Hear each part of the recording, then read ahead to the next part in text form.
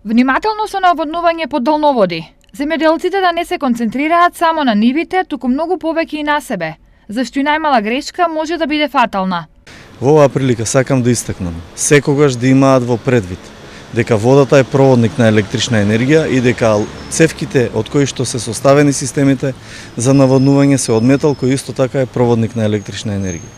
Тоа значи никогаш да не ги поставуваат системите за наводнување под проводниците кои пренесуваат електрична енергија и во рамки на трасите на далеководите. Секогаш да ги поставуваат што е можно подалеку од трасите на далеководите и никогаш да не ги поставуваат под проводниците, затоа што со тоа го изложуваат на голем ризик сопствениот живот, но и животите на сите луѓе кои што се наоѓаат во нивна близина. Особено внимание треба да се обради на следниве работи. Системите за распрскување секогаш да ги поставуваат што е можно подалеку од столбовите и од далеководите и секогаш да внимаваат на правецот на ветерот кога ги поставуваат системите за наводнување, заради тоа што допирот на водата со проводниците може да го исклучи далеководот и во најмала рака да направи оптоварување на електропреносниот систем и со тоа да го зголеми ризикот од стабилно и доверливо снабдување.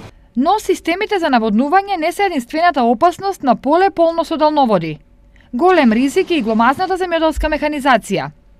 Поради ова се препорачува да се избегнува минување со робусна земјоделска механизација од типот на комбајни или големи трактори под долноводната траса. Кампањата за безбедно наводнување МЕПСО ја започна пред 6 години, кога жител на Свети Николско Мустафино загина од струен удар, откако со цевката за наводнување ги допре преносните системи на МЕПСО. Од тогаш, секоја година МЕПСО излегува со предупредување и за среќа, посериозни инциденти од тогаш наваму немало.